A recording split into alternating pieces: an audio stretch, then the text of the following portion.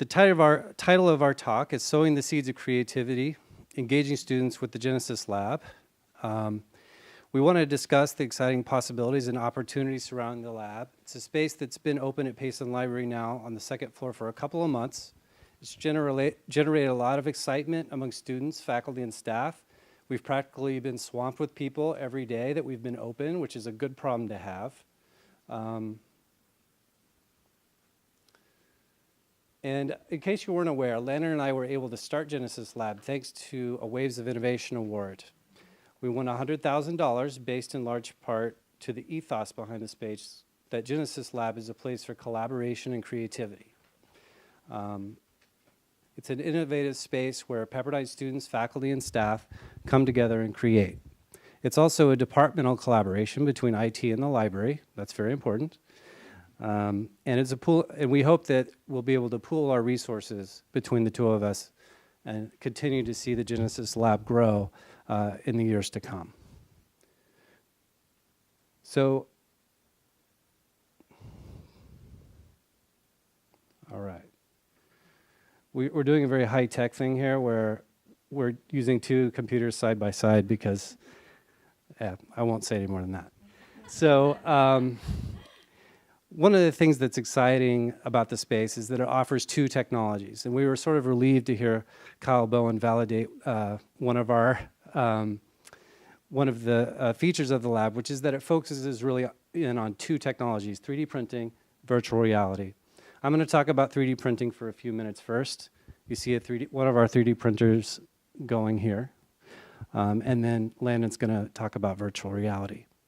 So the way 3D printing works, it's essentially a manufacturing process, although these machines are not manufacturing grade. These are sort of hobby machines. But the way it works is there's a spool of plastic that you can't see behind the machine, and it feeds the plastic up through the tube and then down through a nozzle that's heated at over 200 degrees Celsius. And then it layers on that plastic one layer at a time. The way that it gets the model, the shape of the model, is from an SD card or a USB port or even fed wirelessly through the internet, a model that's fed from a software called a slicer that slices the model into those layers, and then it sends that information through the machine and prints the model.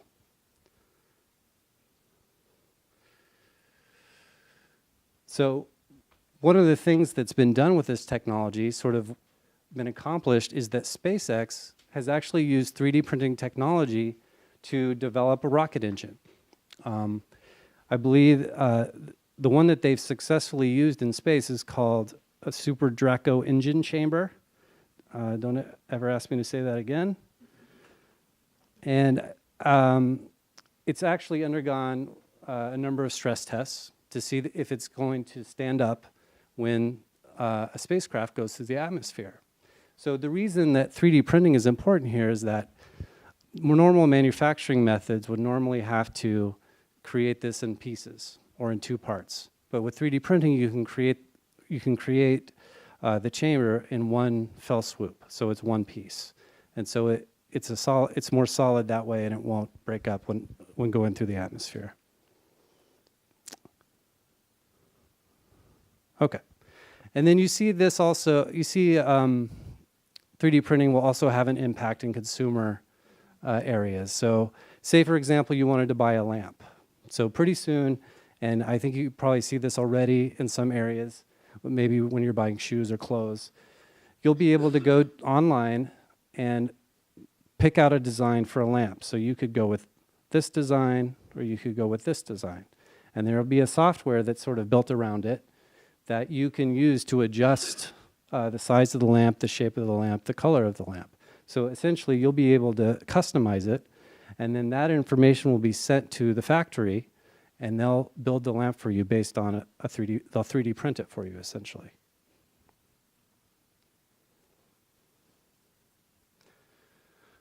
Now, where this starts to get really exciting also is in the area of prosthetics. So this young man is at an age where he's growing very fast.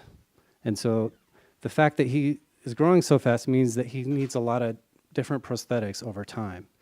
And traditionally, prosthetics has been an area where developing them takes a long time. 3D printing, as it gets faster and faster, will sort of enable medical professionals to customize them more quickly, print them more quickly, and create them to spec so that they're customized for each individual person. And also, say this young man would like a Iron Man arm, they could make that possible too. Another area that you may have seen talked about in the news and on TED is human organs. And the name of the scientist behind this, his name is Anthony Atala. And the reason that it's so difficult to put a new organ in someone's body is that it's hard to design materials that can go inside your body and do well and actually be accepted by the body. And then it's also difficult to get blood supply to those tissues. And then often if they try and grow an organ outside the body, that's just very difficult. What they're trying to develop is a method for printing entire organs. So in the TED Talk, he actually brings out a human kidney, which is the most commonly transplanted organ, and he holds it out and shows it to everyone. But the truth of the matter is they're still working on that. They still haven't quite gotten to the point where you can print a human organ and just transplant it into the body. But where you see the potential is that if these printers develop and you are able to print organs or body parts, say that someone comes into the emergency room and they have a severe injury to one of their organs, you can do a CAT scan and quickly get a digital file from that matches the inside of their body. You could then print the organ or the part and implant it. Another thing that has happened is that 3D printers have been used to build scaffolds inside the body. And what that does is it creates a pathway between the human tissue inside the body and the organ that's damaged. And so the cells are able to go across it like a bridge, and it increases the success rate of the organ being accepted by the body. So that's very exciting. So you can see a lot of these exciting ideas are sort of just around the corner, or they're in development for 3D printing. And so that's why it's important for us to bring it to Pepperdine. These are things that are in the future. These are things that our students are going to be coming face to face with when they get out into the world. So the Genesis Lab, so far, this is our space. Oh, I'm on the wrong. Sorry, I'm on the wrong. There we are. So this is our space here. And what we have are Ultimaker 3D printers. In the center here is a prop that we printed for the theater department. And that's going to be used in the production of Big Fish, I'm told. They're going to put lights inside. And if you want to see how it's used, you better buy your ticket. We also, this is the Black Heart that someone mentioned. We have a student in sports medicine, and she came in and she chose a file from the internet that was for a heart, and she printed that. We helped her with that. In the background here, you can sort of see the VR up on the screen, but also we have a petting zoo down of all the different 3D prints. Here we have a beaker holder that was printed by a chemistry student. And then the Great Books faculty asked us to print busts of all the Great Book authors. So you can see that we've covered quite a few disciplines, and we've only been open a couple of months, which is exciting. One of the things that is a nice entry point for students is a program called Tinkercad.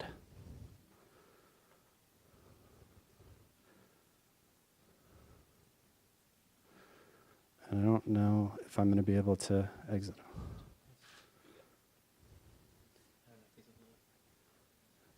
Okay.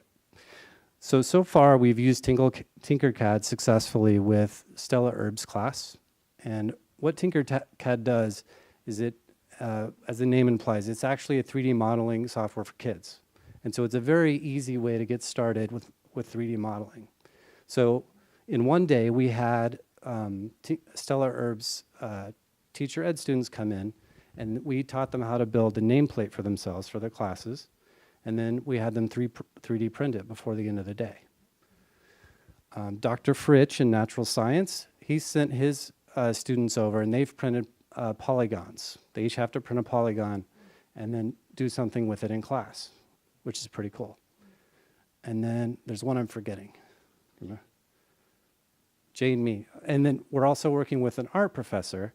She's having her students go to Thingiverse, which I'll show you in a moment, which is a website that has a bunch of free 3D prints on it. You can download them from the web. You can customize them. You could import them into Tinkercad and then adjust them and print them as you see fit.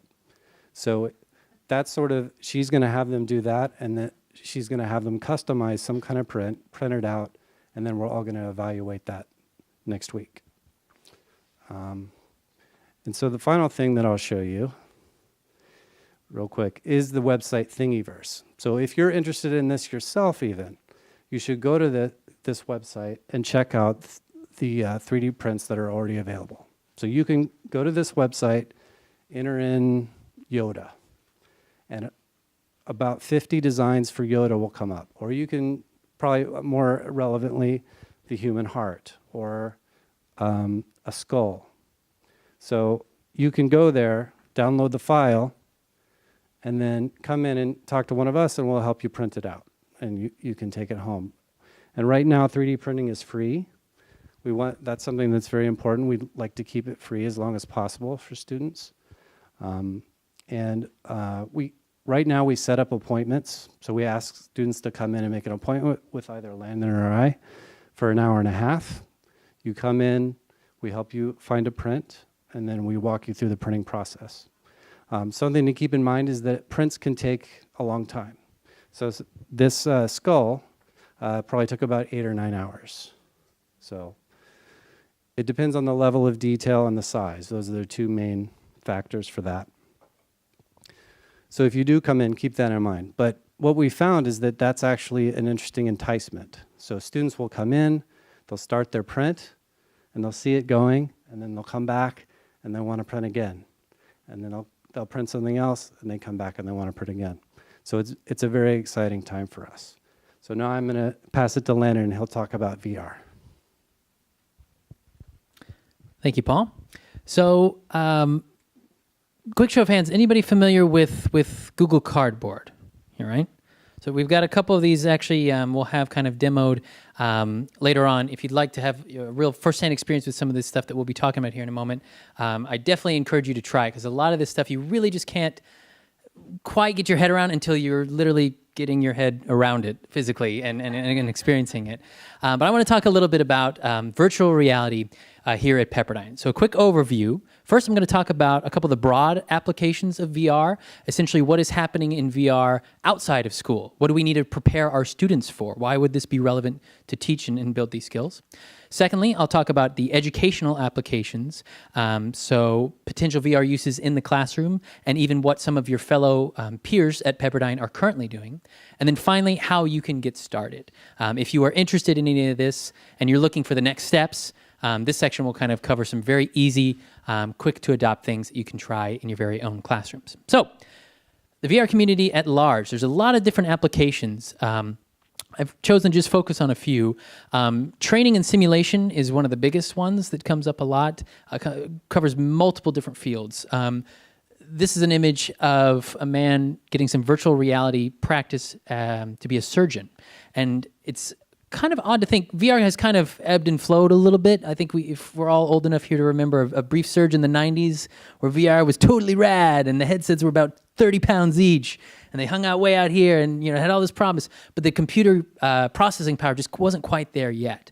That has since dramatically changed, and it may surprise you to note that VR has been used in surgical training for already over a decade up to this point. So this is nothing super new, at least in the medical community. And there's an increasing number of remote surgeries that are being able to be performed by surgeons. So say this is a doctor in Canada performing a bypass surgery, I think over 400 kilometers away.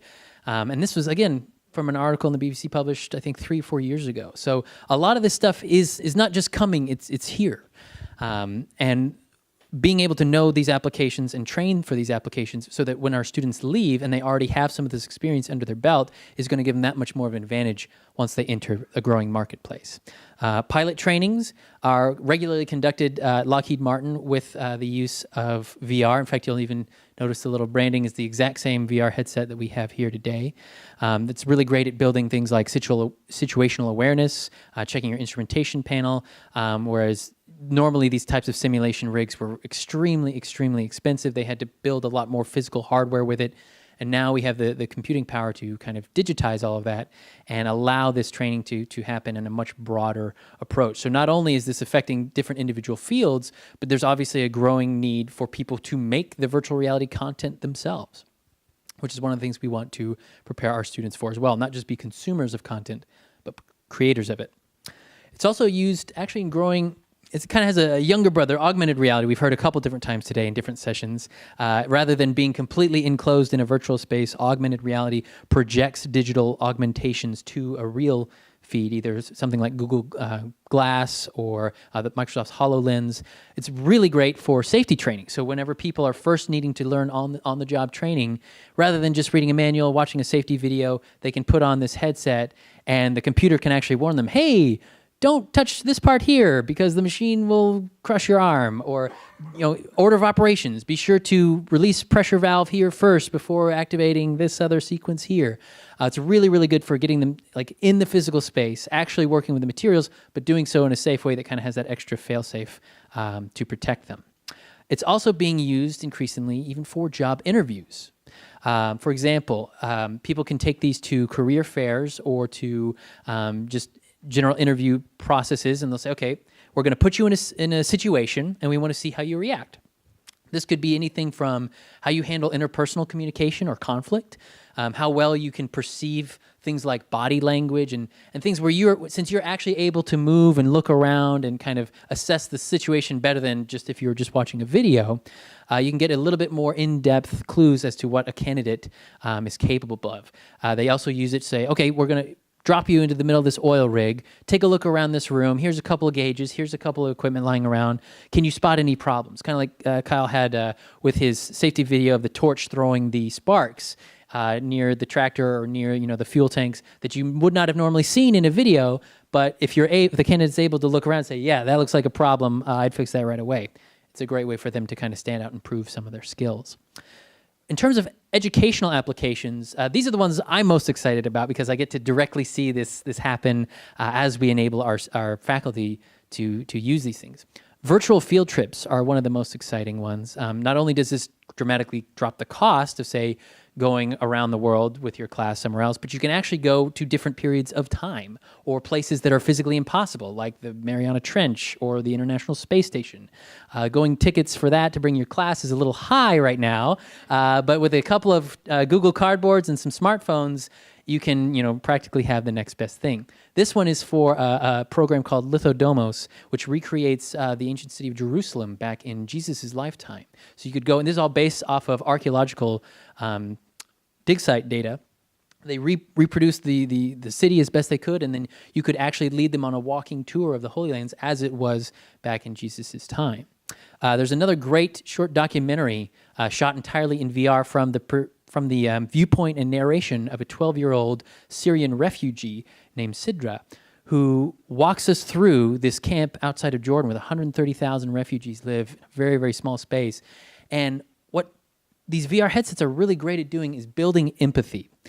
Far more so, again, even just than regular video, when you're able to literally see the world through another person's eyes and not just have this kind of curated thing where each, the cinematographer is saying, look here, now look here, look here. You're able to just wander this area and look around as if this little girl is guiding you by the hand through her everyday life. It elicits such a more visceral reaction. That's one of the great things about VR and 360 video. This could also be great application for your psychology students if they're wanting to try to either learn to build their own empathetic skills or to study things like body language a little bit more in depth and in detail. It's really great for doing things like that. It's also good for virtual career experiences. So you could actually, some of these places that are looking to hire will also send out these little Samsung Gear kits where you could actually try out, what it's like in the day in the life of, somebody that's working for one of these different job sites. And because really it's beneficial for both parties if the applicant and the employer know that the person who's applying for the job is going to be a good fit, right? So we don't just want to test you and grill you on your skills. We actually want to show it to you and see what you like. If this looks completely different than what you were expecting, you may not want to be pursuing a career in that field. You may look elsewhere. So being able to just give your students kind of that first-hand digital experience of what it could be like in future career paths could really help kind of influence their decisions while they're still in college if they wanted to maybe modify or change their majors. And then, of course, the virtual fine arts is a fantastic application. This is a piece of software called Google's Tilt Brush, where you can paint and sculpt in 3 dimensions. It's fantastic for everything from set designers and fashion designers to just straight traditional media artists as well. You can create galleries and post them online digitally, where not only can people view your work, but literally walk through and around it. And then even show time lapses of your entire creative process. So it remembers not only what you paint, but the order in which you paint it. So you can have this little scrubber, almost like watching a movie of the painting in action as it's being formed in life in front of you, which is very cool. Another really great application is 360-degree filmmaking. So one of the things you can do at the Genesis Lab, we're building our repertoire of 360-degree cameras, where you can take these out and it's recording in all directions. But what's interesting is that it brings up a lot of new challenges for storytelling in this new medium. For example, like I said, there's not really a cinematographer anymore. There's no one framing the shot because your audience can now literally wander off and miss the $200,000 explosion that your studio spent all that hard-earned money on. So there's these new challenges, right? Like, how do we train our filmmakers of tomorrow to use this entirely new medium? You have to use things like binaural audio cues. So someone plays through the right headphone, hey, look over here, and then you turn that way, and that's when the explosion happens. But it also comes with a lot of exciting new opportunities as well. For example, you could technically rewatch the same video 3 or 4 times back to back, looking in a slightly different direction at different key pivotal plot points, and all of a sudden the whodunit is now given a totally different meaning, or you may find some other character, some side character story that you would not have otherwise noticed. So when it comes to virtual reality here at Pepperdine, we have kind of 4 main approaches that cover different things. The first is through the Google Cardboard that we talked about. This is something that you could easily apply even if you're not, say, on Seavers campus, West LA campus. We have plenty of these things to check out. We can send them your way. Essentially what you would do is have your students go to google.com/cardboard. They download the free app. And you could give them a selection of these videos that basically, these little cardboard pieces that are only about $5 to $15 each. So you could even, put in a request to have them buy them themselves. The smartphone slots into the top here, and it splits it into those 2 little lenses to kind of give that kind of faux 3D effect. And using the sensors in your phone, whenever you turn and look, the video actually adjusts accordingly. So it's kind of the, the super cheap option of the high-end, fully enveloped rig that you could actually have multiple students all do at the same time instead of just needing to crowd around a single machine. We also have those 360 cameras we talked about, which provide lots of different exciting opportunities and challenges. We also have, we're experimenting with some 3D scanners. So again, talking about giving students the option to create content themselves. One of our student workers is a biology major, really interested in the skeletal system. And so he has a full replica of a human skeleton in his dorm room because that's the type of person we were interested in hiring here at the Genesis Lab. And his idea was, I really want to use this scanner and scan in all the different bones of the body and see if I can touch up the model and then post that available to either my colleagues so they could use it as a great study tool or just to the medical community online. This whole maker movement is great because it really encourages giving and receiving in turn. Once you get excited to make something, you want to show other people what you made, right? And that makes you naturally then get excited and want to evangelize and tell them how you did it and help them make their first thing as well. And this is a great step in doing that. And then finally, of course, we have the high-end virtual reality that are machines like the Oculus Rift and the HTC Vive, which provide unparalleled immersive experiences but also, pose a few challenges of, say, how do you, teach a class through a single, choke point of technology like that. We did bring it out here. I hauled it up in my car, so I demand that you at least try it out because, one, you're going to be better for it, and it's a fantastic experience, and two, it'll make it worth my while to bring it all the way out here. If we don't have moments here at the end of this presentation, we have a full section at the end from 2 to 2:30 where you can come and try some of the Google Cardboard. You can try the full VR as well. We have a couple great pieces of software we'd really like to show you. Honestly, even something as vanilla sounding as Google Earth will blow your mind in virtual reality. Rather than just scrolling with your little mouse wheel, you're like literally flying through space and spinning the entire globe with your hand, and it's a fantastic experience. You really just need to experience to believe. So some of your peers using VR at Pepperdine might kind of surprise you. And I'll be wrapping up here in a moment, but this part was really encouraging to show it's not just your typical, techie type of places that are developing and being drawn to this stuff. One of the first people we had reach out to us was actually sports marketing. They said, we wanted to use the 360 cameras to create this great promotional material. If I'm needing to sell a client why I can justify $6,000 for courtside seats, what better way than to actually have them view and actually see through the eyes where you go and sit down right next to, LeBron or any of the other greats 2 feet away from you and be able to look and experience the game from that viewpoint.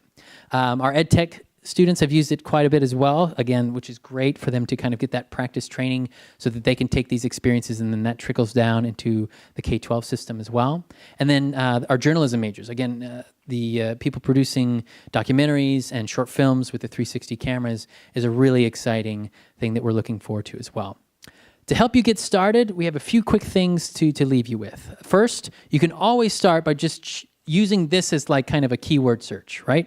Going to YouTube or Google, look for 360 footage, blah, blah, blah, whatever your discipline is.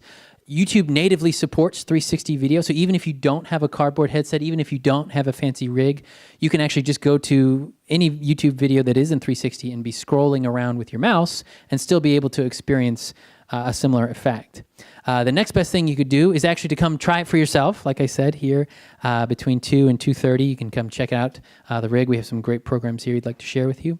Or you could send us an email at genesislab@pepperdine.edu. We're always looking forward to brainstorming with you how this can best fit your particular needs. We're never prone to forcing a technology down your throat. We really just want to have that conversation and say, what are your needs? How could we improve it? We'll want to show you these tools that we have available to you and find the best fit that's going to make your life easier, make your classroom experience better, and hopefully provide a more enriching experience for your students. So thank you very much for your time. I apologize, we went a little bit over. If you have any questions, feel free to come up and ask us. Other than that, we'll be wrapping up here pretty soon with our closing speaker, with Dr. Chris Hurd. Thank you.